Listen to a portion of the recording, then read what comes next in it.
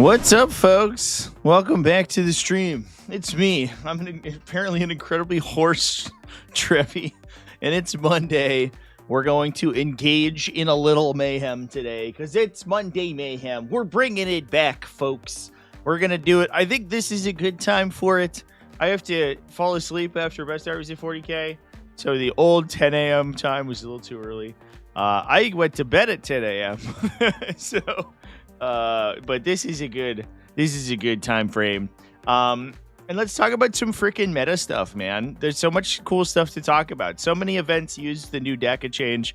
The Ork kind of like meta game has been shaken up in a big way. Everyone's experimenting, and we saw some really wild innovation coming out of like the Ork player base, which I think is really going to be really fun to talk about. Also, like demons are really broken, I guess. I think it'll give us we'll need a couple weeks to kind of see if Shadow Legion is actually all that. But I was a little worried because they got basically what amounts to an entire codex full of releases. But because the discourse was all Eldar and Orcs, I think they kind of flew under the radar. And I was a little worried. I was like, I'm pretty sure demons are too good if Orcs get hit. I'm also... I didn't play it myself, but conceptually, I think Mordaka was like an auto loss for that whole faction. And so... having the best army and like most highly represented detachment in the metagame basically automatically beat you is not a great place to be from a competitive standpoint. But obviously, as soon as that gets nerfed into oblivion, you're like, hey, we'll play in the sprinkler a little bit. That's fun. I can play against Tactical Brigade all I want. But obviously, the counterplay is you play some of the anti-monster stuff. You play melee War Horde. We saw that really cool kind of combined arms War Horde go undefeated this week. You played the Big Hunt, apparently. Apparently, that's the other secret technology too. So yeah, I don't know. I think it's gonna be an interesting week to talk about some results, folks. Sorry about the stream countdown. I had to go to the bathroom, and so I thought I put it on 2 minutes or 5 minutes, and I put it on 2 hours. Apparently, I don't know how I did that, but. Anyway, we did it. It's all fixed now. We're here. Harry Blanda signed up for your first crusade going with Death Guard. Hell yeah, dude. I hope that you enjoy your time. Welcome to the game. And I hope that you have a really good time with Death Guard. Brandon. I assume that's Brandon VDE from Battle to End Alzheimer's. Definitely the inspiration of this stream title for sure. Talking about new Ork builds. Yeah, I think rocking some Big Hunt at the top tables. Looks like a close game into Derek Apshe from 40K Dirtbags in the semifinal round there. I didn't watch it myself. I know it was on War Games Live if y'all want to go see it. But it looks like it came down to time. Maybe is that what happened? I know that the clocks were really low, and I look at it when I look at the board state. So I don't know. Anyway, chat, should we talk about that? Let's talk about Battle to End Alzheimer's. I'm really glad I went to this event. I had another event scheduled this weekend, and they canceled. So I reached out, not super last minute, but like a month ago, to the Battle to End Alzheimer's folks, and they were like, "Yeah, dude, come down." They were super happy to have me alongside War Games Live. We had 3 total tables of coverage over the course of the weekend. Enormous amounts of coverage of this event, which is good because it was like one of the biggest concentrations of skill in North America for sure. Definitely, I think it was the largest singles event for the weekend. 156. Was it tied with Firebug? Is that true? No way. The 2 majors just like randomly hit the exact same player count. They fucking did, dude. What? That's incredible. How does that even happen? Amazing. So 2 majors this week, Firebug Open and Battle to End Alzheimer's, and both apparently had the exact same number of players in them. But definitely the biggest event in North America, tied for the biggest event of the weekend, and had a ton of really, really strong players at the top. I think all the top games were really good. Although apparently the finals game was a timeout, was a double timeout. It's funny because I think that people... Zach Point won, by the way. I talked about his list yesterday. Or this morning, I guess. I think people underestimate how quick Space Marines are to play. They see this list, which has, I think the number's 26. That's what Zach told me. Is that right? 10, 13, 14, 15, 16, 20, 21, 2, 3, 4, 5, 6. Yeah, 26 models. You're like, oh, that should be easy. 26 models and like 4 of them are giant vehicles. Fuck it, whatever. Except every vehicle has to individually roll between 4 and 7 separate weapon profiles every time they shoot. First of all, who wrote these data sheets? You goober. Plus, they get the worst case of rerolls. They're rerolling hits for Oath, 1 individual wound roll, and then in some cases also random damage from the laser destroyers and hunter killers. So they roll so many individual attacks. This is always what I ran into playing Ultramarines. I would always go to time. Ultramarines play really passive early game, or some builds do. Obviously you can play more aggressive Ultramarines, but some builds play very passively early game, and then they push for the win bottom 5 by just like seeding primary control to you. Like, you can score 10 points a turn, that's fine. I'm just gonna kill everything. And then they win on the bottom round 5. So the entire game is really important for them. They're losing on score until they win. However, it's imperative that they resolve every attack that they have access to, because they don't have that many models. Each of those attacks is really complicated, and they have to kill as many units as possible. And so this faction always fucking goes to time. It's so annoying. You also have like weird wood allocation stuff. Like Marnius Calgar, I'm pretty sure adds 5 minutes to your clock when you're taking damage, because he has 3 separate defensive profiles in his unit. And their defensive profiles change dramatically depending on how many models are alive. It's really dumb. Into a field no pin. Yeah, it's a whole thing. You gotta slow roll a bunch of attacks because you have like random damage attacks coming in, and you're like using your 25 CP to reroll 3-up saves and stuff. It's like a faction designed to take a little bit longer than you think to resolve. But we want to talk about X1 lists today, I think, because there's a bunch of really cool stuff. We saw some orcs going X and 1. Oh, Brandon, you lost your final round? That sucks. I'm sorry, man. Ooh, 35. Jesus. Yikes. It was worse in 9th. Depends where it combines with more gun pros. Yeah, for sure. No, the best was 8th edition. So I played Triple Repulsor Executioner in 8th edition. For those who don't know, 8th edition didn't have the rule where you had to resolve like weapon profiles back to back. They also had a rule, the Repulsor Executioners did, and like they stole it from Lehman Russ. This was Lehman Russ's ability in 8th edition. They used to, when they moved below half of their maximum speed, so when they moved 5 or less inches, they used to fire their laser destroyer twice. Now, that didn't mean that they fired 4 shots from their laser destroyer. That meant that they resolved their laser destroyer shots and then resolved their laser destroyer shots. So what you used to be able to do was, say you're attacking a unit of like 5 wound models.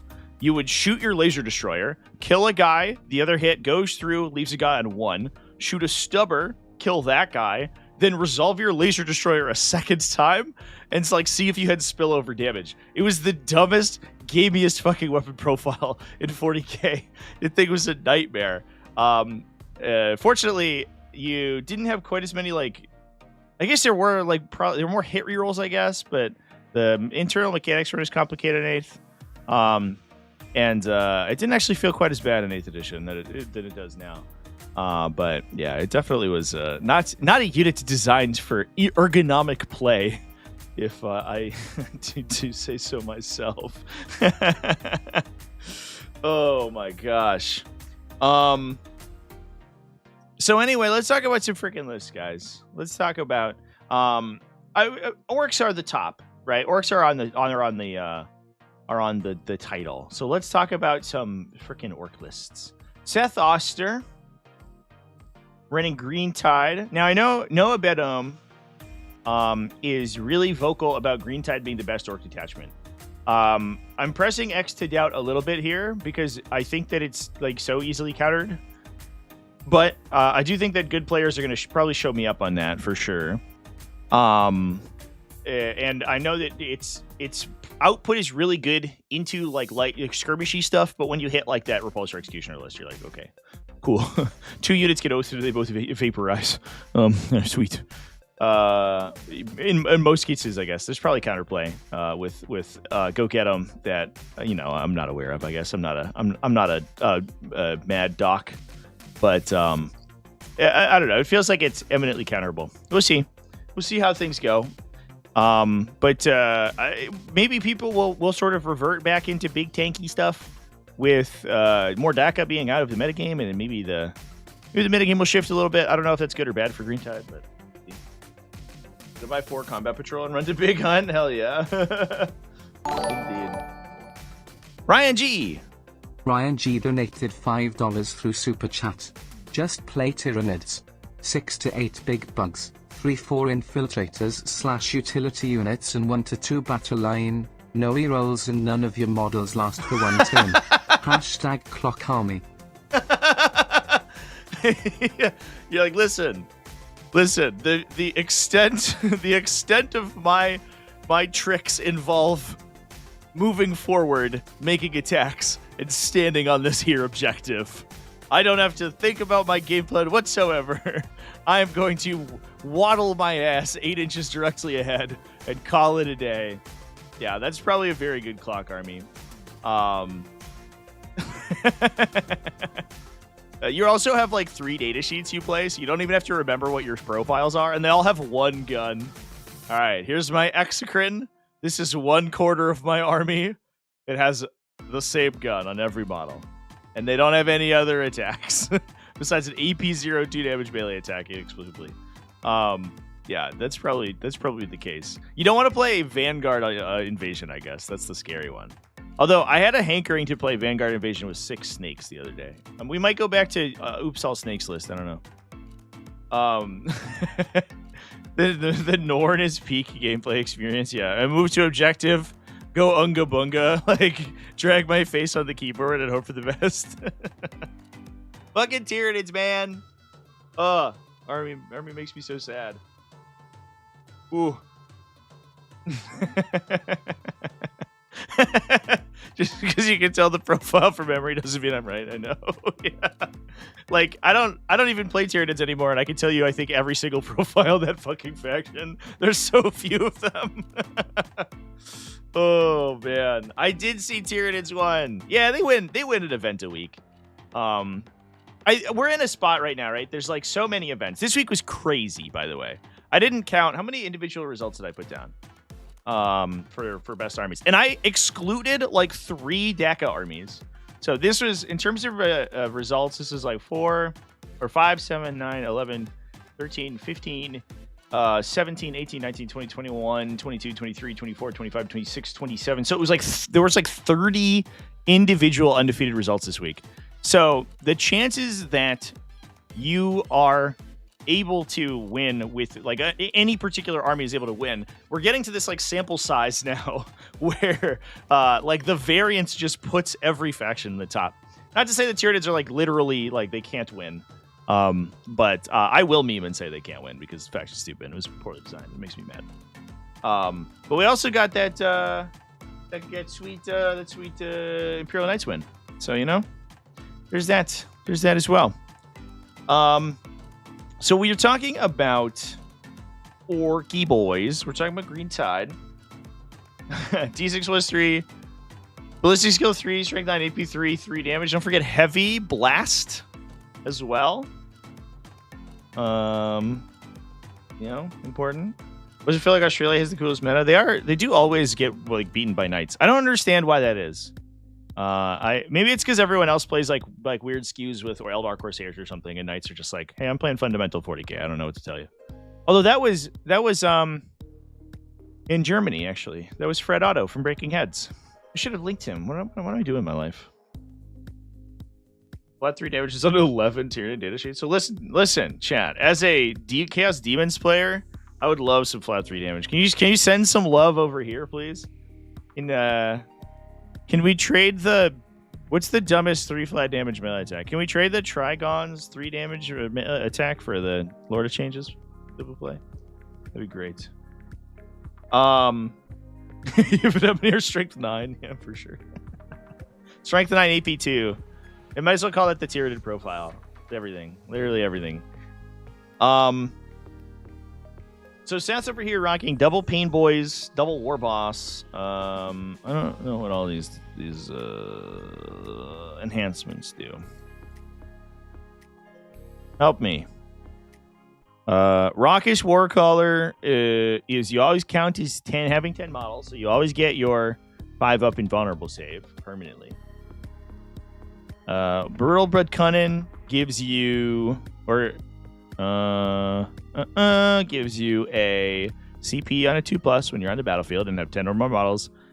Or excuse me, CP on a 3+ if you have 10 or more models in your unit, otherwise it's a 5. And then Ferocious Show Off gives you +1 strength and +3 strength if your unit is 10 or more models. So his Power Claw goes to strength 12. That's pretty good. Strength 13 on the log. Solid. Plus you can get wound rerolls from competitive streak. That'll chunk something. Only 2 damage though. A little bit awkward. We have looks like 4 big boy squads, so 90 total. 4 big ones and 1 little one. For 90 boys running up the table. 2 trucks, double flash kits, little utility, and some sweeping. Gretchen unit for the back line, a commando unit. I'm interested to see how often these guys block other infiltrates, because like obviously a big downside for orcs in a lot of these armies is like, I guess like I wonder how much you get piled on turn 1 by like really fast stuff, and you need the commandos to block, but also just stopping movement blocks, because if you have like, you know, a trillion nurglings or something just run at you in turn 1, and it holds you back for a turn, that can be really problematic. Storm Boys for utility ×2. Tank Bustos ×2. Yeah, this is kind of the module I think we've been seeing super recently. We don't have any attachments for them. The Pain Boys, it looks like, are just attaching into the boy squads.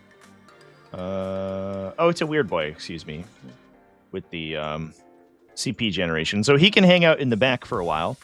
You obviously always have tied up muscles. You can get +1 to charge and reroll charges if your unit's big. But he's going to be like sort of waiting for the late game, so he can hang out and in a big 20-man and just generate UCP without having to worry about the Gretchen. That's actually sick. I like that little piece of technology there.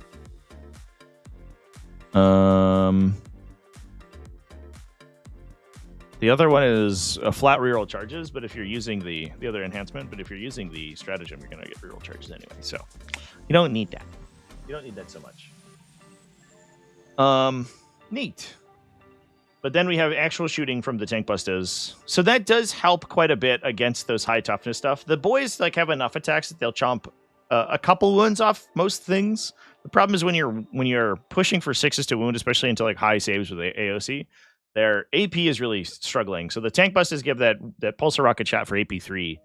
And that can certainly help, right? The Tank Busters are kind of inconsistent at killing anything in particular, but they are very good at doing a bunch of damage, and then you can follow that up with orcs and kill them. Without these shock attack guns, the Tank Busters are kind of they're just like kind of, you know, rolling dice at you.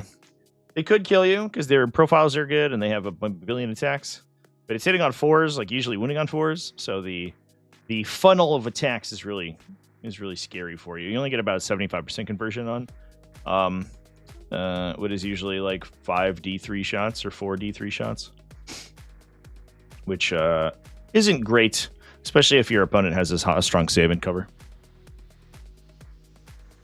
Watched the game pre-Mordakinar for Wurtsnaga's unit. Took a 14-inch slithering detour at a screening unit. They went all the way around. What the fuck? Yeah, it turns out move 15 is a hell of a drug, dude. Tried me strength 9 D3 shot blast. What is D3 shot blast? In Tyranids?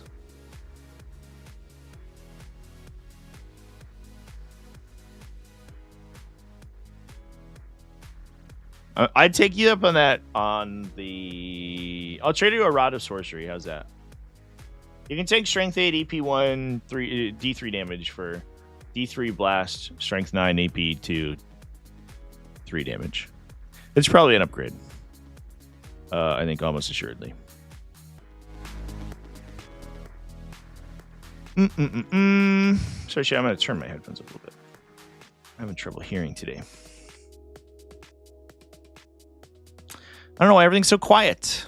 I could have noticed that at the convention, too. I had a little trouble hearing the players. Oh, heavy venom cannon. Fucking duh. You're right. I just said I was like, I remember all the profiles, and I forgot. It's because I've never played a heavy venom cannon in my life. That's the problem. Is I literally refused. Because that weapon's so bad. Have I slept? I slept for 4 hours. I was up for 29 hours. 30 hours, I think. 30 hours by the time I ate food. And then I slept for 4 hours. And now we're here. Ta-da! Because I was up, I guess it was 29. I was up at like 5 or 6, I guess. 29 hours. And I went to sleep at 11. Yeah. 29 hours. It was unfortunate. The event this weekend was 6 rounds, which obviously like eats into a lot. Usually I start this process, the best armies process, at like 6 or 7. That's usually pretty good. I try to start as early as I can. So a lot of EU events finish by like 4 or 5 my time. And then by the time those are like, I compile all those, then the East Coast events are done. And sometimes it's a little bit of a wait for West Coast events, but sometimes we just forget about them. They're stupid. Or I include them halfway through the recording. But because the Battle to End Alzheimer's was 6 rounds, I got home at 11. And I only started recording at 1. So it was like, uh-oh. And then it was a super long one. My original recording was 90 minutes. They could post a screenshot in the Discord. And usually it's like a 5 or 6x, like recording time to like final editing time. So like a 90-minute recording is like you're gonna be sitting there for like 7 hours or something to get all of the little stuff done, and that includes like export time and all that shit.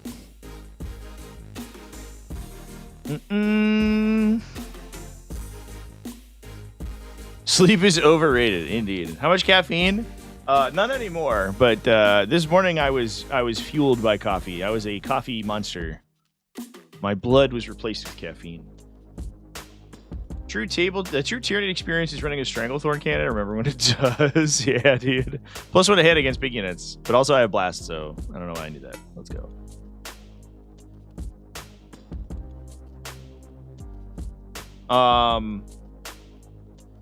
Melee Tyrant? Yeah, for sure. Melee Tyrant's the way to go. Absolutely. Absolutely. So let's talk about Jasper Bisky.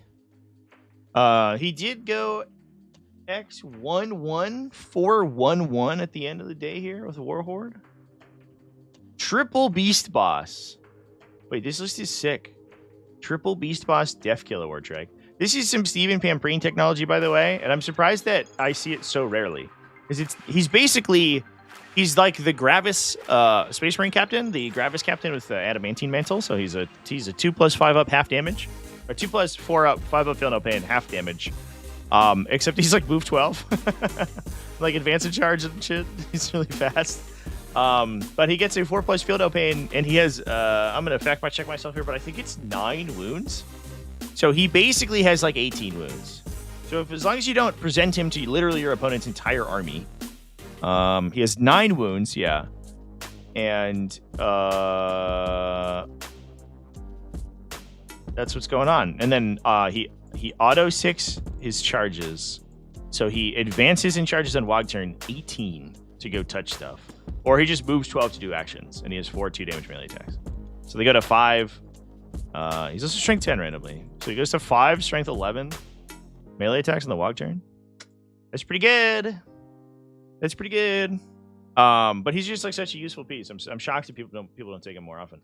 The Death Killer War Trike, triple war boss, one with follow me lads for the bonus movement.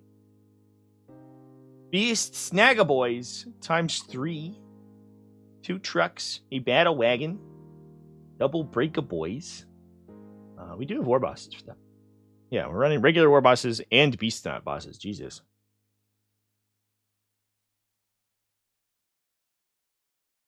Flash kids, Gretchen, commandos, knobs. Okay, so we have a 10-man. Maybe with the bonus movement, because they might late game. Just because they're like kind of a damage sponge. They're T5 -1 to be wounded when they have an attached character, so they're not the easiest thing to kill. You look at like the Ork medium infantry profiles, and you're like, no armor save, get wrecked. But then you're suddenly winning them on force. And you're like, fuck, that sucks. But then the breakup boys, I think, are also important to commit on early game. We talked about when they dropped how phenomenal their damage output was. If you could commit them with a war boss on Wog turn, because they get they start at low attack volume, right? They're only like 2 attacks. But then once you gain that additional attack, you're compounding that quite a bit. Yeah, the Smash Hammer's base 2 attacks, but you add 50% to their damage output on Wog turn. Plus, you add sustained for the detachment ability, which is mathematically +1 to hit, and you add +1 to hit for the war boss.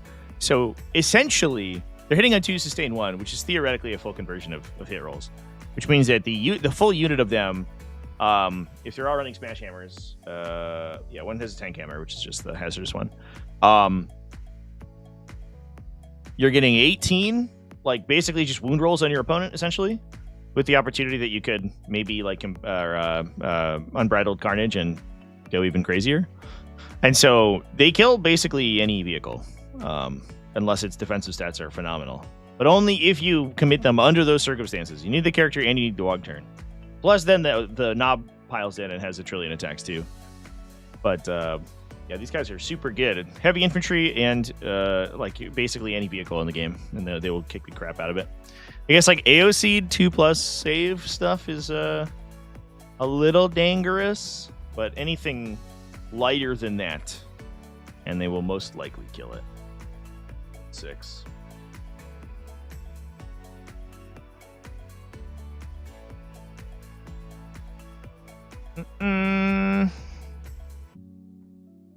Missed game 6 yesterday. Now I have to learn Chaos Knights. Won the whole thing. Get wrecked. Yeah, Tyler Principio's Chaos Knights was sick. He was killing it. It looked a little dicey for a hot second on our stream game, and we streamed him in the quarterfinals.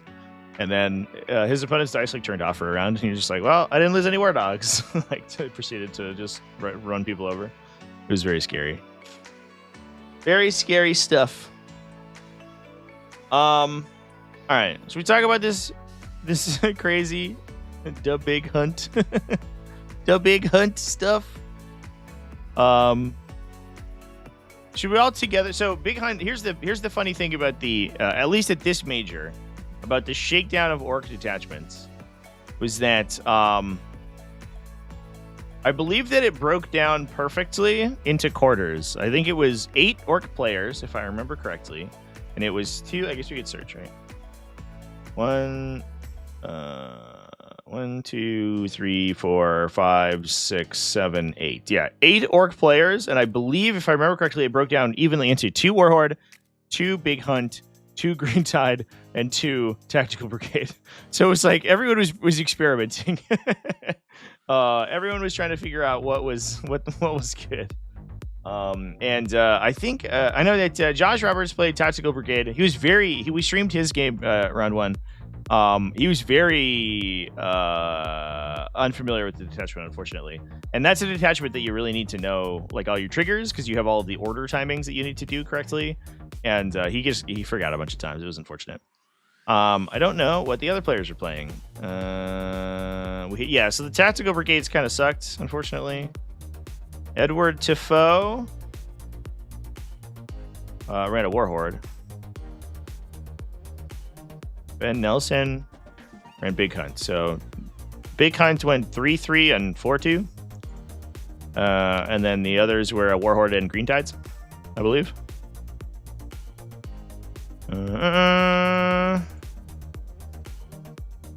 Oh, it's a Bully Boys. Excuse me. It's 1 Green Tide, 1 Bully Boys.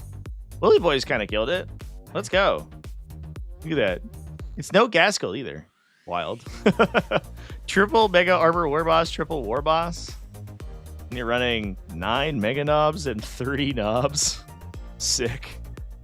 I'm surprised that this detachment's fallen off so hard. I think it was, it was because of the nerf to the Mega Armor War Boss, right? But like, or not the Mega Armor unit, the Mega Knobs. But I don't even know if you necessarily need those guys, because the effect gets given to all Knobs and all War Boss units. So as long as you have War Bosses in anything, they're going to get the benefit of the second WOG. which is good. Second walk good, I heard. All right, but we're talking about Big Hunt.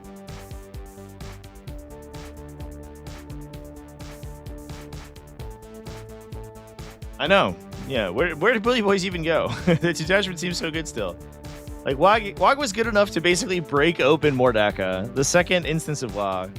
So it seems like having it on a stick would be solid, but I guess not. We're not that excited about putting it on knob units, I guess. We want to put it on other stuff.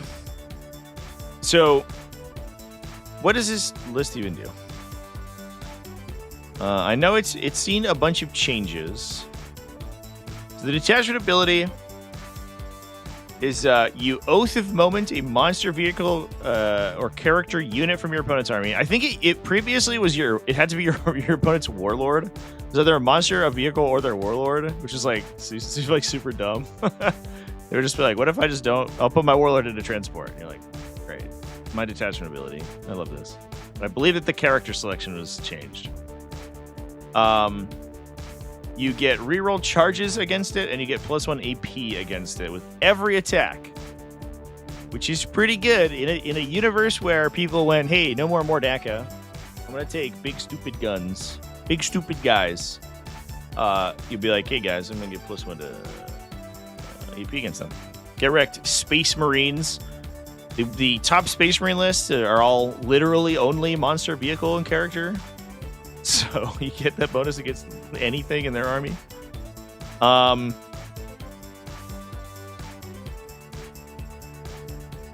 We can fall back and charge or advance and charge on Beast Snagas only for 1 CP. That's incredible. There's an impact attack strat. There is sustained hits 1 on Beast Snagas, critical 5-ups if you are targeting your prey. It's horrifying. Especially for the devastating wounds war beast bosses. Jesus. We have a fallback move. After an enemy performs a fallback move, you can move up to 6 inches. It's basically like onto the next from Tactical Brigade. You can up-down Beast Snaga units into Strategic Reserve, as long as they're not in engagement range, which is really broad and open, which I believe also includes like kill rigs.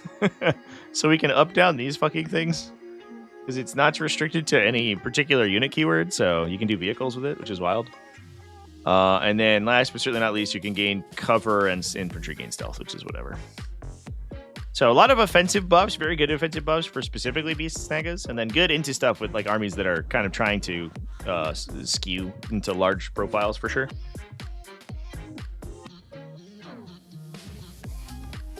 Wog Tactics says Hunt is not the best. How dare you? Those are quitter words. Hunt's the best if you make it the best. I don't know. You just gotta believe in it, you know.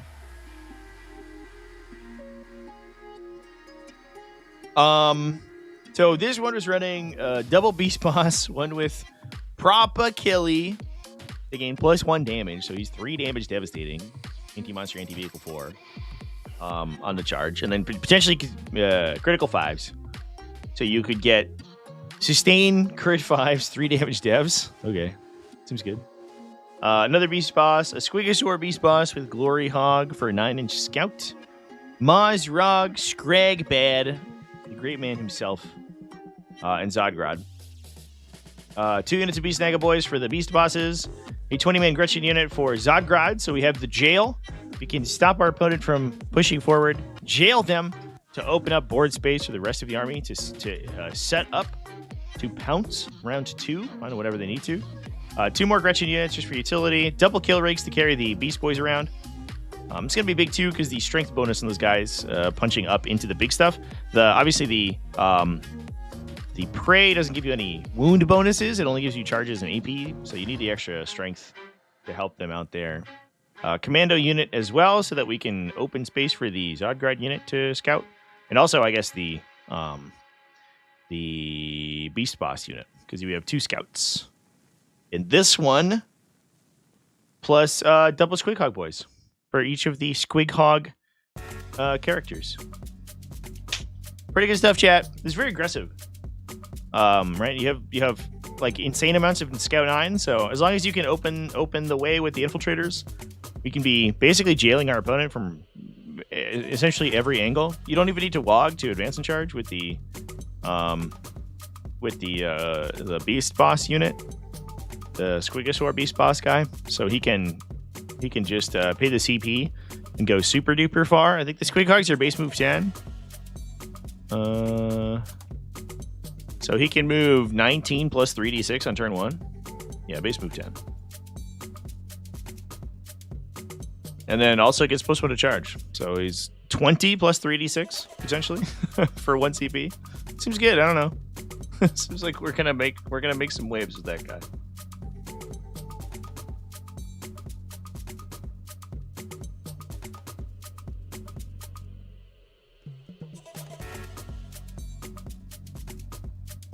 Yeah, champ. I think empirically, Big Hunt's the best one. I don't know what you guys are talking about. How could you possibly go wrong with 14 Squig Hogs? Or I guess between Squig Hogs and Squigosaurs. There's 14 of them. None of the other orc armies have that many squigs in them, which means this one's the best. And that's just facts. I have no other... I don't think I need to present any other evidence. It has the most squigs, so it's the strongest. Yeah, it's 800 plus points to get 14 squigs. It's actually like, it's like way more than that, right? This is 640. It's 800 with just the Beast Boss. Then Mazrog's 165, so it's like 965 for 2 cavalry units. But you get the most squigs out of anyone, so... Oh, yeah, they have bomb squigs, too? Dude. And you have a distraction... Oh, no, the commandos have a distraction Grat, right? They don't have a squig. I guess nobody else in this has bomb squigs, unfortunately. We should have taken just some like cheeky tank busters to squeeze more squigs in there. Go get them, boys. Only imagine the list works on GW layouts. Yeah, I think so. The event played layout 1 very heavily, which I think helps quite a bit. There's a spot. If we could pull the layouts up.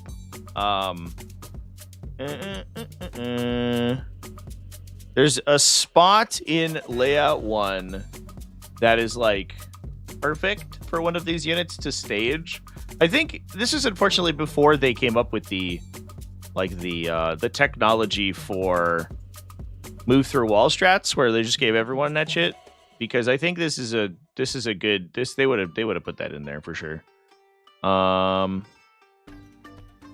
right, here's my brand next. So layout 1 has this little thing right here.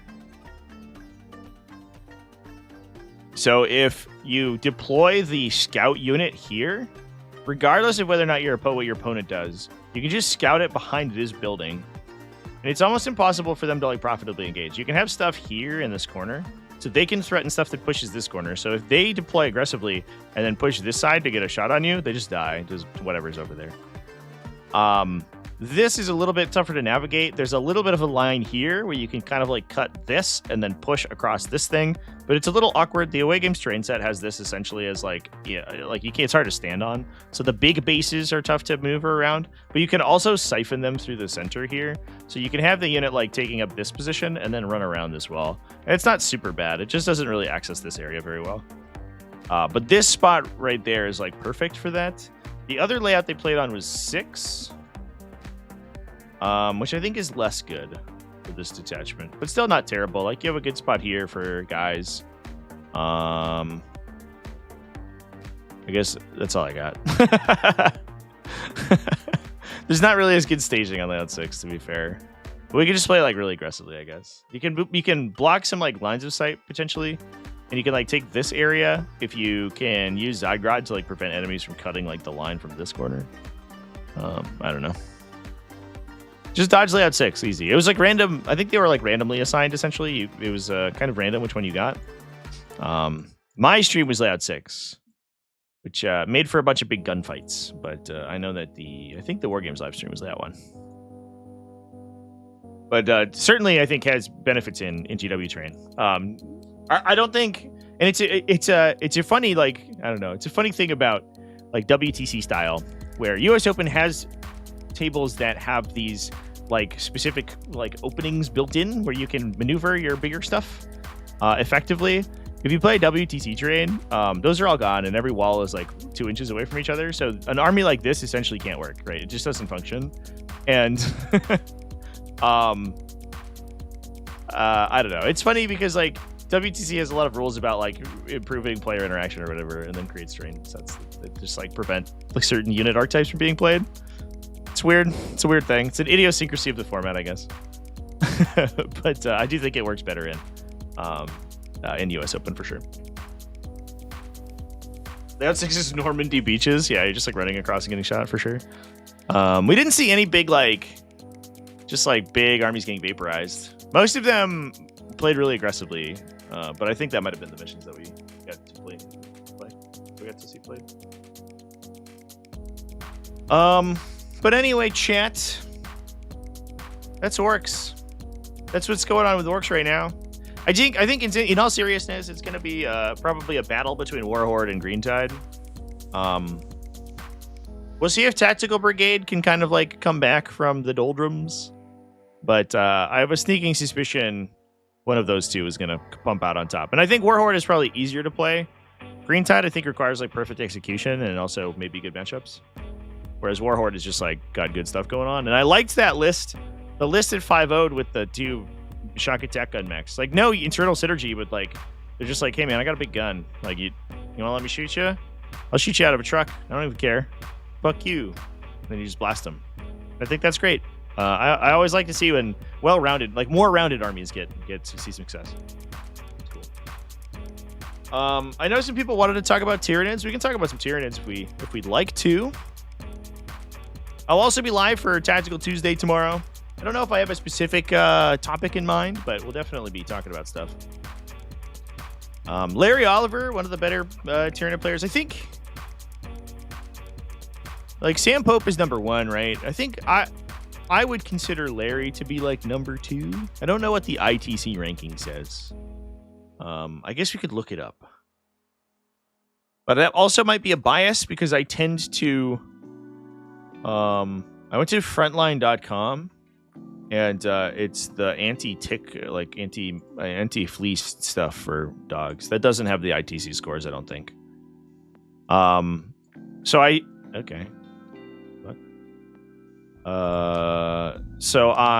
tend to see a lot of Larry's games.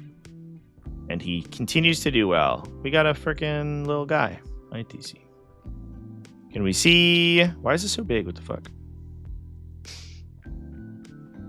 Can we see Tyranids?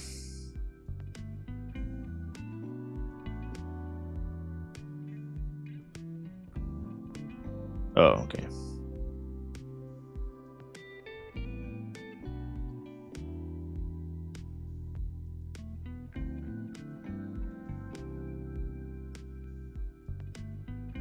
There's only 7,500 people registered for ITC this season.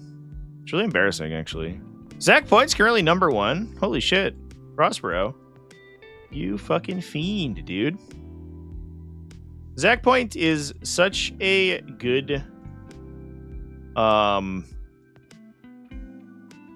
we go. Here's faction rankings. He's such a good showcase for the competitive scene. He's like so viciously good at 40k and really committed. He just plays fucking everything.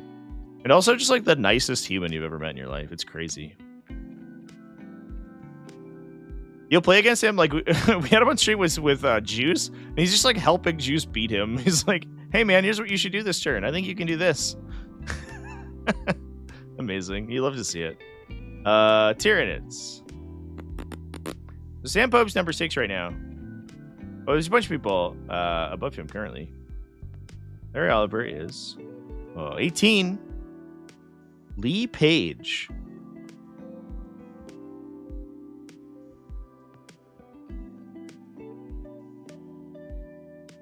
Man. Number 1 Tyranid player is like, their best showing is 3rd. They got a 2nd, I guess, at like a doubles event. Does that count? Doubles events count for ITC scoring? Clown moment. Okay. 128th at LVO is worth 236 ranking points. Okay. Interesting. Anyway, it doesn't matter. But anyway, that is to say, Larry's really good. What is he playing?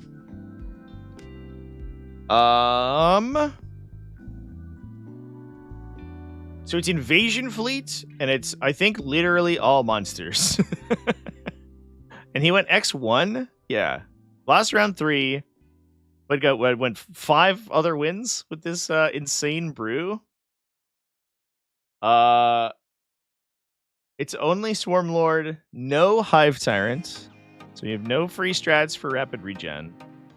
But the extra CP is interesting because you want to have the CP available early to drop new orders, I think, in armies like this.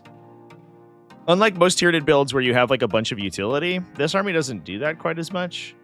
So you don't really want to be taking turns off with most of the monsters over the course of the game. So Swarmlord is just able to like cycle through more quickly of your objectives because he gives you the CP without having to discard. And also, I wish these profiles were a little cheaper. They feel so power crept, it's crazy. But like, I think you compare Swarmlord plus a Hive Tyrant is like 470, 475, right? And you compare that to Gilliman plus Calgar, who's like 550. So for 100 more points, you get Calgar's like just almost districtly better. He's like a side graded Swarmlord, right? He has a better melee profile than the melee Tyrant. He's harder to kill than any of them, and he also like he's more aggressive but doesn't have the Vectora, so that's like, I don't know. You could consider that to be a wash, but he's infantry, which is like better keywords. And then Gilliman's just like so much stronger. It gives you double loads and there's like huge army support. Compared to like, I have advance and shoot on for my Hive Tyrant, and it's like wild that they're only 100 points different for basically the same 2 like sets of unit, like archetypical units. Yeah, I don't know. There's a weird thing with the 10 wound like mid characters. Games Workshop made this huge push to differentiate the 60 mil base characters from all the other guys this edition. Like Demon Princes and Hive Tyrants and all that stuff have like a very specific profile where they're like they have that 10 wounds, like 2 up, 4 up, like somewhere around T9 to T10. Kind of it's like a mid-weight monster, and they wanted to like striate that from the big guys, right? Like the big like Primarch level guys. And I think they feel, especially the army support versions, feels overcosted across the board. Like Chaos Demon Princes, Hive Tyrants, all that stuff feels like 20 to 30 points overcosted. It's like most of them, I don't know why you would take the profile. Obviously, Tyranids need them because it's the only like faction identity that they have. It's like I have CP efficiency if I pay out the fucking nose for it, but it feels bad, man. It feels like Swarmlord and the Hive Tyrant should be dramatically cheaper than the Ultramarine equivalents, but they're not, so get wrecked. I think if you could more easily take both of them, and they were more easy to deliver, if they had ways to move through walls more reasonably, or they were just higher fucking movement, like, please, God, why do they move 8?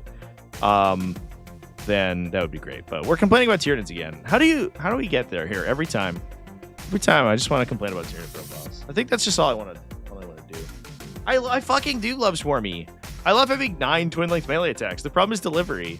He's a trash gun and he can't like advance a charge, so he like wanders around a wall, fails a 7-inch charge into the midboard, then dies. Cool, man. 250 points. Well spent. Woo! Let's do it. Emperor's Children with wings. Yeah, so that's like the one instance, right, where they didn't overprice it because he's like way undercosted.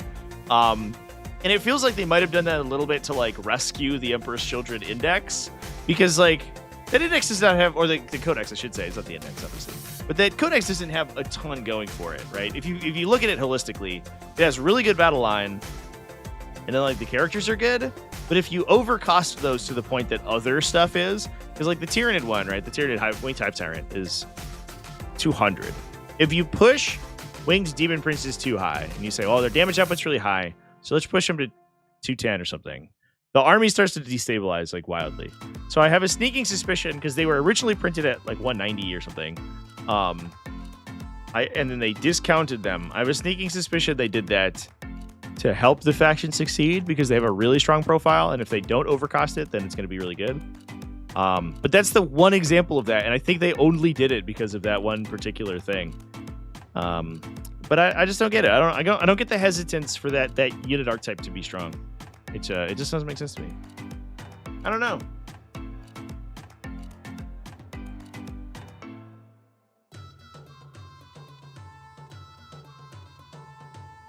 I also love Swarmy because I love getting CP.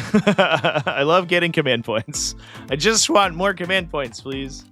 You cut him to like 190 and take off his dumb Vectora that no one ever remembers and is like only relevant in some matches. Get that out of there, or put him like 220 and give him the old version back where he just fucks your like best stratagem. And then it'd be much better. But the 12-inch aura is like so awkward for him, because he's never commits in like a time where it's relevant, because unless your opponent's just like pushing you super hard, because he's gonna die. Your opponent's gonna point a single gun at him, like 4 guys with las cannons, and Swarmlord's dead. Yeah, cool, man. I love that. I love that. Are Noisy Boys good? They're good, but like very specifically, like in very specific circumstances. Like Noisy Boys does not an army make, because it's like explicitly only like medium infantry sweeping, and like they can punch up into like T9 vehicles, but it's just strength 5, 18-inch range shooting. Like, they need more, right? And it's only also like 400 points of your army if you max them. And you take like a Lord Cacophonist and stuff. It's not even that many points. So you need to put other things in the army. And I think the army came out really well. I think that I really like where Emperor's Children are at, but I do think it is like a fine edge. They are an army that is resting on a couple of very specific data sheets. And if at any point someone in the GW development team goes, oh man, I lost a game to Emperor's Children and I'm upset about it, they could very easily kill that whole faction by just being like, Lord Exultant's up 10, Demon Prince is up 20, and you're like, my list is bad. I lost like 2 units out of it. I can no longer compete in the peace trade, and now I will lose. And that's unfortunate. But I don't know. We'll see. Once they become competitively viable, it'll be interesting. I'm going to play them this week, though. I submitted them to a tournament, and I'm excited. I have a couple games under my belt with them, and I really enjoyed the play style. I like messing people. Dedicated transports are still the most broken mechanic at 40k.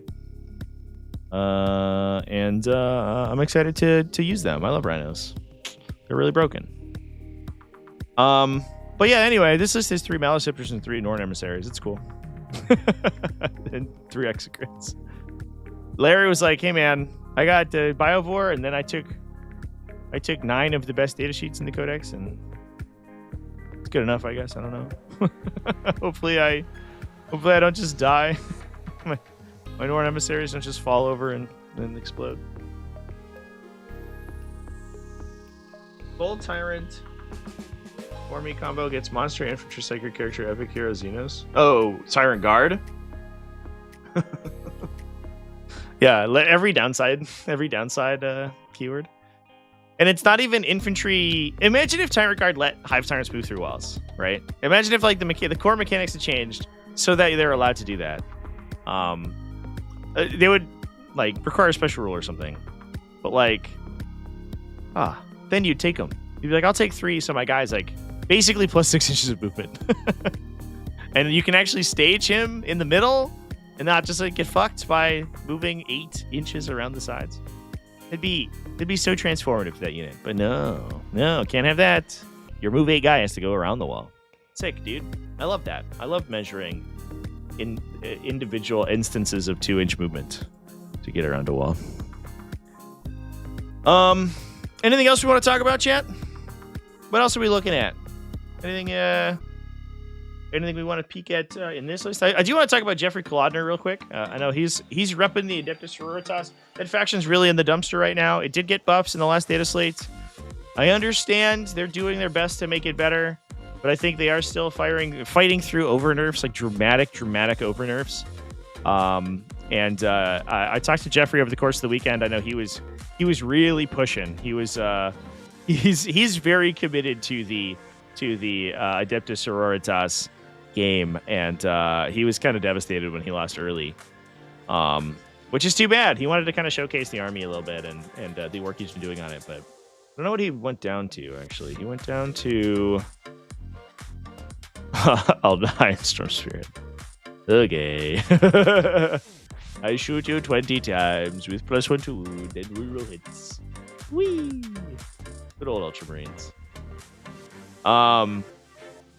Jeff was playing Hallowed Martyrs. So he had a Canoness. That's a Grim Determination detachment. You get +1 to hit if you're below starting strength, +1 to wound if you're below half. Blessed Blade Canoness is a saintly example. So when she dies, she explodes. Then you Divine Intervention her. She explodes not into damage, but into Miracle Dice. Divine Intervention, jump back up, do it again. So she's worth what is likely to be like 5-ish Miracle Dice, which is quite a bit. An Emancifier, Junith Eruita for CP. Old Morvenval. 2 Palatines, one of them with through suffering strength. So the offensive enhancement where you get extra attacks if you're damaged, which is awesome if you divine intervene her and she doesn't come back with full wounds. Then she goes absolutely ape shit because she can also has the ability to discard to do additional mortal wounds on top of damage. So that Palatine, the 3 suffering strength Palatine, actually hits like a truck. People don't usually expect that out of Sisters characters because their damage output isn't particularly strong most of the time. But that Palatine fucks. Double Battle Sister squads with one has 1 Flamer. Interesting. And then 1 has a Melta Gun. 2 Immolators, both with multi-meltas. Castigator with battle cannons. Castigator battle cannon. 2 individual mortifiers. Just nice to have these guys for utility and just like threat saturation. You also get a lot of individual activations to lose to models to gain Miracle Dice. Paragon Warsuits for Morvenval. Celestian Sacrosaunts. That's cool. They do keep getting minor incremental points cuts. And soon they'll be they'll be strong, but that's likely to commit or to deliver. If I had to guess, it would be the melee Palatine. That she doesn't die too early. Plus a Sister Novitiate squad for some early game. Oh, and a Calidus. Neat. Good stuff.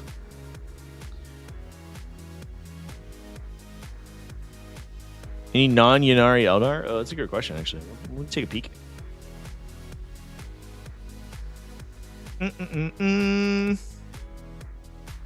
Let's look.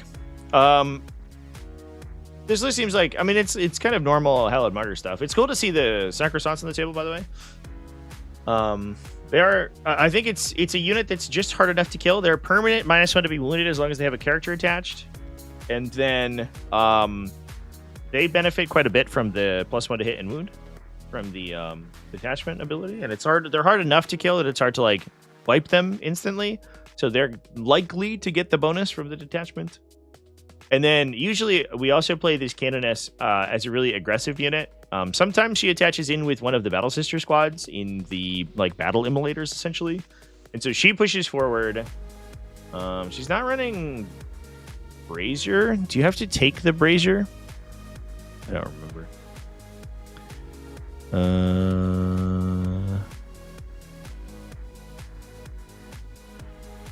Oh, I looked up Brazier, but it's the Canoness data sheet.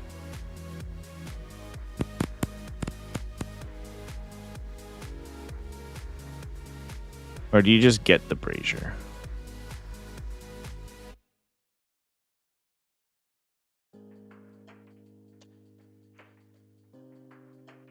You just get it, but he didn't write it down. I assume she has a Brazier. It's a once per game 2 damage Flamer. But you can put that in the Flamer squad. I guess we ran only the multi-melta this time, not the heavy Flamer. But sometimes you get like a 3d6 Flamer shot off.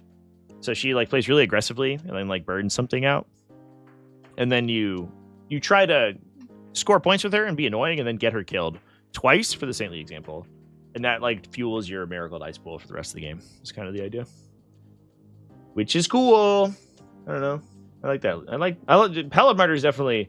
I think if you are very strong at Sisters, it has so much power in it. It's kind of it takes a little bit to unlock. Brian G donated $5 through Super Chat. Down for a list review at End of Strum.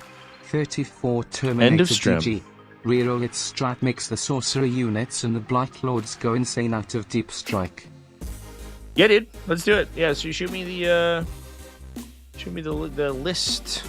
We'll get it done. All right. So we want to look at some Eldar. Let's look at some Eldar.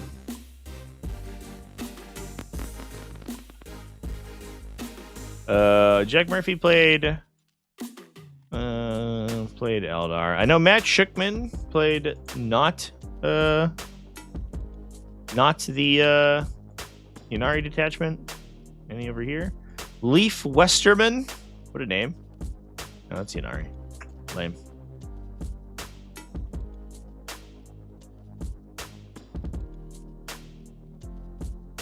More Inari.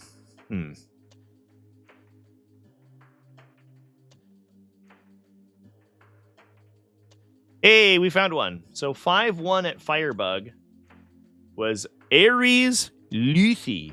What a name. You love to see it. I wish my parents' name to be Ares. Running Aspect Host with Asserman, Wagon, Hlykus. That's it. Just 3 Phoenix Lords are the characters. Okay. Wave Serpent, probably to in and out the Astroman unit, I imagine, unless we have Falcons. Oh, we do have a Falcon. How many Dire Avengers are we playing? So it's 5 Dire Avengers plus Astroman. So we're using the Falcon tech so they can jump in and out of the Falcon and get wound rerolls. Pretty good. We have a Wave Serpent, 3 units of 5 Dark Reapers. No Autark, no like big Dark Reaper squad, but we are just like rocking a bunch of Tempest Launchers, I guess. So we can use those guys to just like shoot long range indirect shots into light units or utility. So we don't have to deal with them with expensive Aspect Warriors. Dire Avengers for Astroman. 10 Fire Dragons. Oh, we find out what's going in the Wave Serpent. Jesus. 10 Fire Dragons with the plus 6 inches of range for Wagon. Okay. Well, that unit's going to do a lot of damage. Jesus Christ. You ever need to just kill God? 10 Fire Dragons. They got you. God's a monster. They get rerolls. 5 more Fire Dragons plus double Howling Banshees, a Ranger unit, 2 units of Striking Scorpions for forward operation, 3 units of Warp Spiders utility. Just 5s? Just 5s. So we have like the full Wombo combo accessible for us because we have Lycus plus Fuegan for the extended range plus the Fire Dragon like combo. So you can do the lethal sustain critical 5s with Lycus and full rerolls. If you need to absolutely eviscerate the entire like the universe, if you need to collapse a black hole into like Hawking radiation, we have Fire Dragons for that. They can just blow up whatever. That's super sick. I'm honestly surprised that the metagame would sort of constitute that, but it was won by Imperial Knights, so I do wonder if like vehicles are a particular weakness for the faction. And then they can just hop back in the transport afterwards because they have Skyborn Sanctuary. So you likely get 2 activations out of that unit. It does cost you 350 points in order to play it. 340, I guess. But it will basically kill anything it shoots at. So that's scary. That makes me scared. And then a couple other little skirmishy guys. So we have 2 units that can hop out and hop back into transports. And 3 units that can fire from indirect fire. So we have just a million things that can shoot for you from without you being able to shoot them back.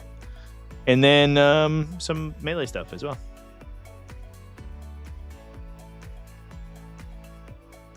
Neat.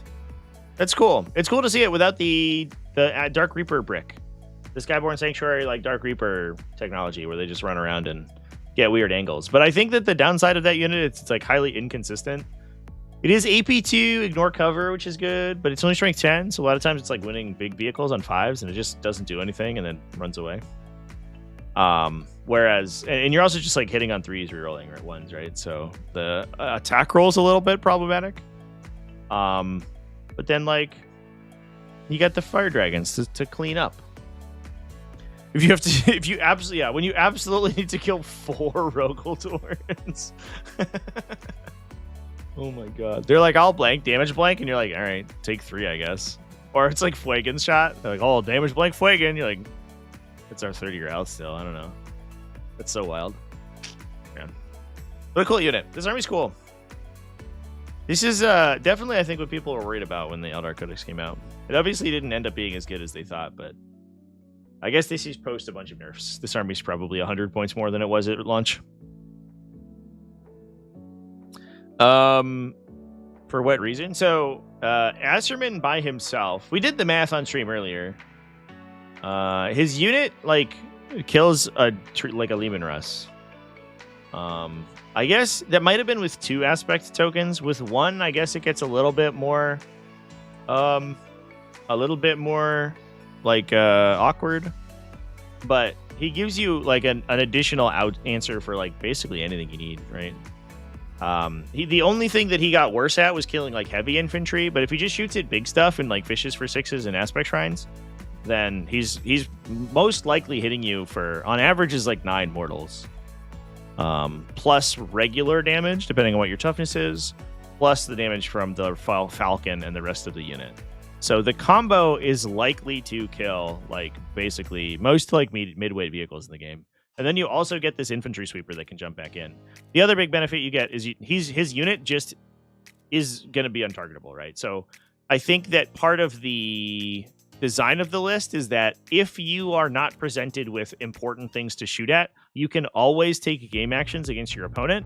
You're never taking turns off, which is obviously you're basically not allowed to do with Eldar because there's such a limited model count. You always have to be getting value from those models. And if your opponent puts anything in the middle of the table, you're going to be able to kill it without trading because you have 2 units that can hop back into transports and you have 3 indirect fire guns. So I think Azerman just like kind of wombo combos with the Skyborn Sanctuary unit in a pretty unique way. He's obviously like, he's not like, he doesn't just like kill an infinite number of Terminators, but I'm not entirely sure that you need him to be perfectly candid.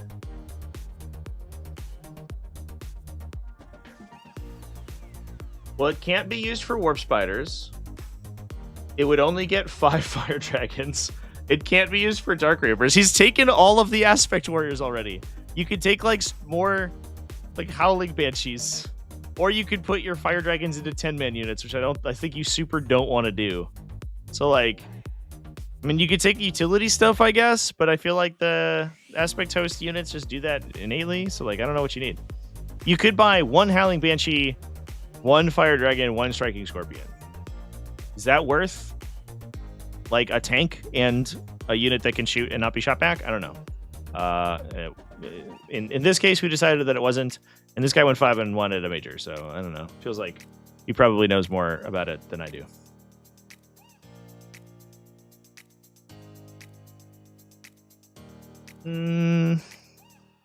What does Casino Royale have to do with orcs? Have you never seen the meme? That meme's ancient. That meme is like as old as I am. The meme where they're playing 40k. There's like a bunch of different versions of it too. Ciao, Mr. Bond, embarrassing. I cast a jump and put 30 orc boys in the rear of your gun line. Wog, Mr. Bond. This is a classic meme. I'm shocked. Well, so you don't know about that. How utterly predictable. I cast a jump and put 30 orc boys directly behind your line. Now, will you save your reserves? But your tank's at the mercy of my stump.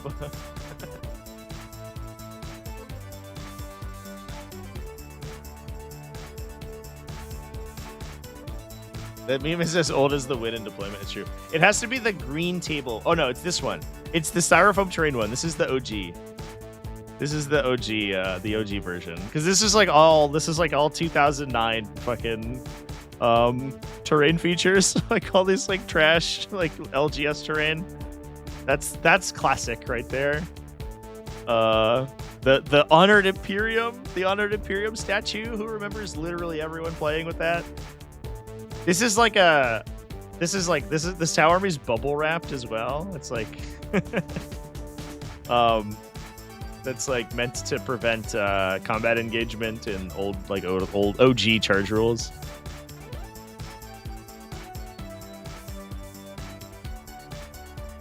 This one I think is newer. I don't know why James Bond has like a second edition Ultramarine army, but Mads Mikkelsen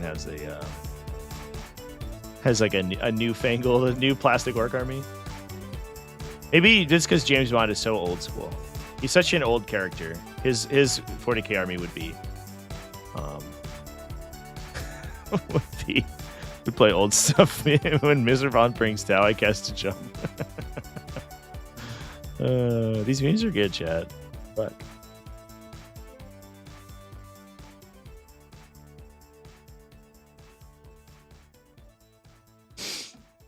Wow, Mr. Bond. We always joke that like 50% of orc players are it's a binary community.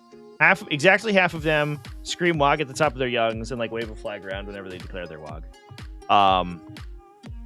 The other half are the Mads Mikkelsens of the game. They go, "Wow, Mr. Bond." Usually the verbatim phrase is, "I guess I'll WOG this turn." That's usually what they say, but they're much more subdued, and it's funny because like that sort of describes their entire like play style usually. Plywood boards coated in green fluff. Hell yeah, dude. Classic stuff. All right. Should we take a peek at some freaking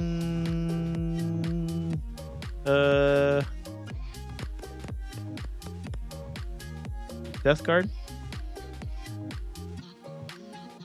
Inky's here, by the way. Inky, you want to come on camera? Oh, here she is. What's up, baby girl?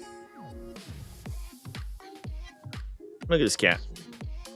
She's so clingy. I had to work all last night, and she was like just crying. She was like, "Trevi, I want to lay down and snuggle with you," and I couldn't do it because I had to do best armies in 40k. And she was sad. We'll hang out tonight. You thought she left me? Never. Never, ever. Apparently, when I was out for Adepticon, Ethan, my roommate, was like, she is super lovey-dovey now. And then as soon as I came back, he was like, I'm never seeing her again. She's gone.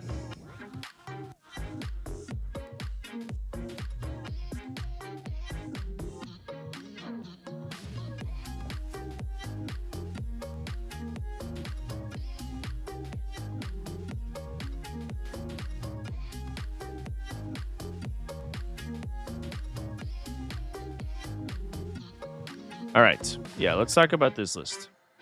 Let me put it in a thing in a document. Here we go.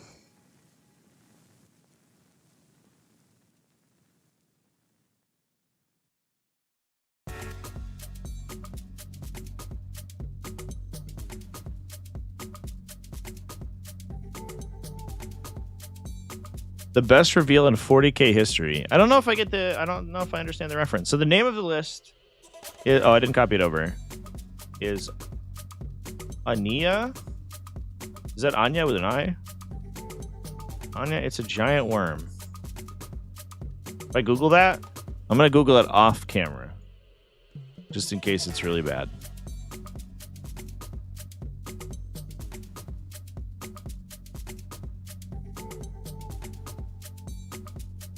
Oh, it's a Gears of War reference.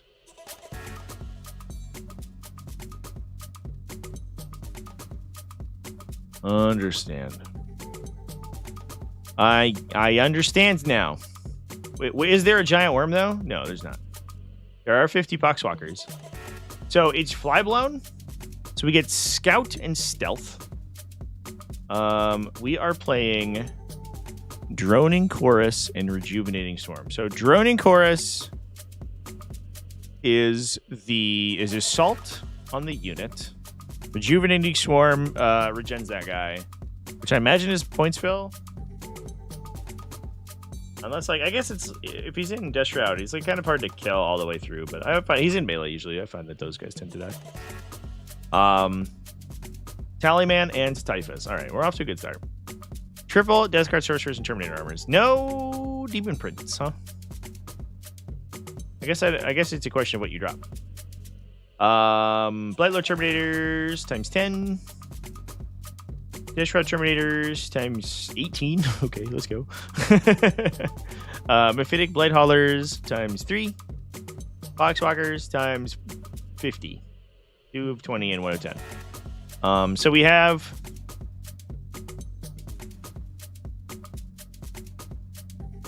Are all these characters like by themselves? We have 4 Terminator units, right? Typhus is almost assuredly going into a Poxwalker squad, I imagine. So they get -1 to be hit in melee and range attacks because they get stealth against range, and then Typhus gives them -1 to hit in melee with his leadership. So they're very difficult to kill.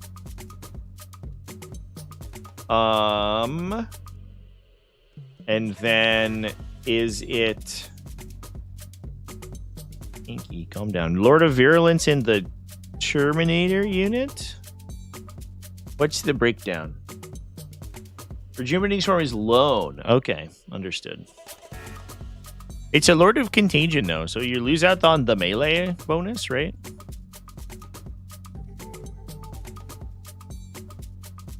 But I guess, like, he kind of, I guess, adorably can deal mortal wounds and then heal himself and then do mortal wounds again every time people attack him. That's kind of cute. Do you find that he lives super often? Because he doesn't have any, like, baked-in defensive mechanics, right? Sorcerers in the Death Shroud, Lord of Virulence, and Blightlords. Okay. So we get the shooting rerolls from the Lord of Virulence.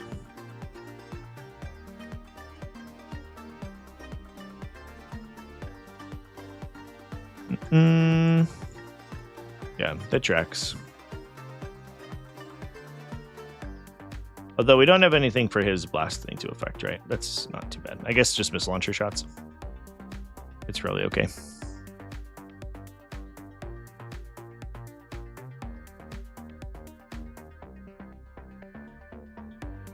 So would it be better to swap the droning chorus to the Lord of Virulence, so the Terminators get the advance, so that they can get more stuff in rapid fire? What are we taking with them? Yeah, it's Reaper autocannons, Plague Spewers. So we get 3 totals Plague Spewers because we have the character, right?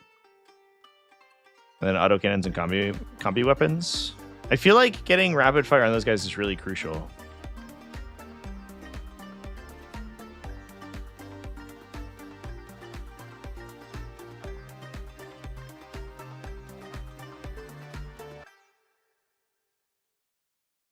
Okay, we're just dropping the Blightlords in. Interesting.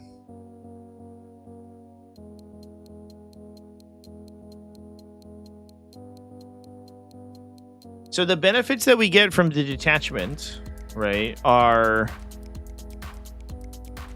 the enhancements seem like fine. I don't know if they're really like killing it. We get stealth on. I guess it's all the Poxwalkers are the front line, yeah. So we're dropping those guys on the table to start with. And then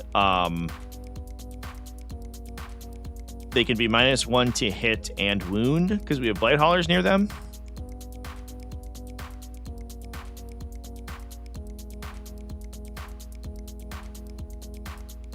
Two Death Shrouds start on the table.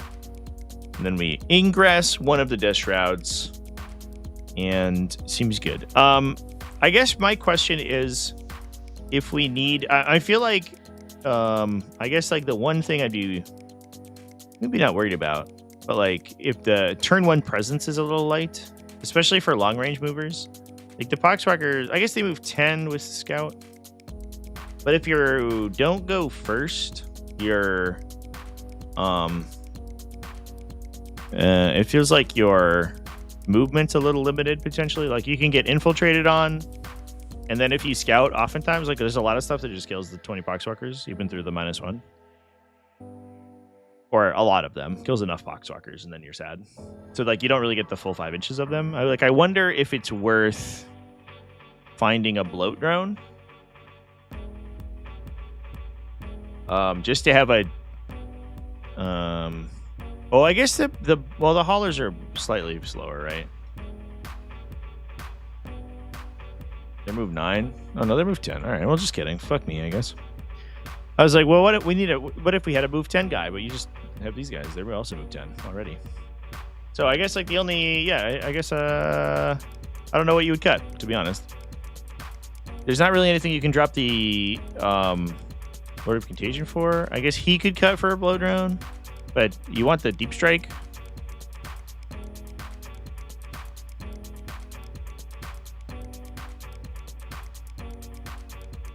Now, is he... So he's 90 points. We could, for the same cost, get a Poxbringer and a Nurgling unit. And that gives you an Infiltrator to stop people from blocking your scouts. And you still keep the deep striking utility guy. Do you think that's better?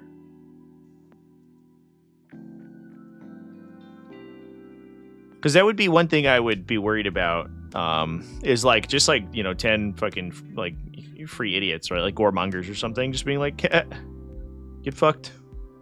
If you move up to attack me, I'm going to move away, and you can't scout your unit if you go for your army if you go first. And then even if I die, I'm like going to like probably up second objective or something. But if you just have the Nurglings in that position anyway, then you could just scout move to them. And then do a flamethrowing. That would probably be the one thing I would consider, maybe. Because I think the Lord of Contagion feels like a piece where, if your opponent's set up to screen, they're going to screen out their DZ, so he's not going to get a good drop. You could, if you have the CP for it, you could maybe ingress him on like round 3, 4 inches away from their DZ, if you have engaged with them enough. But Death Guard, like these armies tend, because you have like a kind of an aggressive army, right? It's only move 5, and move 4 with the Terminators, but like it's scouting and then pushing. So your opponent's kind of incentivized to stay in their deployment zone. It feels like having the bigger model, it's more expensive. Like he's gonna get you 1 secondary, and then he's gonna wander around for the rest of the game. And so like a lesser expenditure on that guy might be nice. That would be the one thing I would consider, I think. Plus, you get the infiltrate, which is nice. I think that's all I got, to be honest. I'm curious about these armies. I think the Flyblown Host stuff feels a little inconsistent because it kind of depends entirely on what your opponent's like heavy infantry like sweeping are. Like you run into plasma cannons and you're like, well, this sucks. I'm having a bad time. But that's the nature of skews, I guess. Like, Space Marines love to see this kind of army, because they're just rerolling through it. But there's a bunch of armies that just fall down to the skew. The mass defense skew, which is fair. Oh, Chad, did I have my face scan on? I didn't have the list up? God damn it. Here's the list, by the way. Nobody told me. I'm sorry. That's my bad. 3 sorcerers, LOC, LOV, Tally Monster, Diffuse, 10 Termies with guns, 18 Death Shrouds, triple Mephitic Blight Haulers, 50 Poxywalkies to hold down the middle. Go get them, boys. And that's what's up. That's what's going on. And then we just dump CP into -1 to wound within 6 inches of a Blight Hauler. Hope for the best. Make our army really tough to kill. Ooh. Anyway, folks, that might be it for me today. I'm still a tired boy, and I have a bunch of extra work to do. So I think we might call it. I will be live tomorrow, 10 a.m. U.S. Eastern Time. Is going to be the scheduled time for Tactical Tuesday. I think I'll come up with a particular focus for that stream. I'm a little brain fried right now, so I apologize for that. Otherwise, I would be more eloquent. Give Iggy a kiss? Will do. I don't think she would let me do otherwise. She would require affection. But yeah, anyway, I'll see y'all tomorrow, everybody.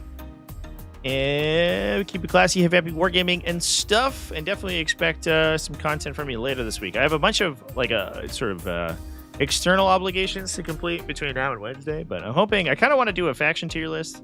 It feels to me like we are kind of like just about in the cusp of a solidified metagame for the next couple months, so it feels like faction tier list time to me. There's more DACA change coming out kind of randomly last week was a big deal. That changed quite a bit. I have to tell her it's from chat. All right, Inky. You ready? What I have to do is give Inky brushies. Nobody brushed her this weekend, so she's a little fuzzy today. So with that, folks, I'm going to hop off. Thanks everyone for watching, and I will see you in the next one. Cheers.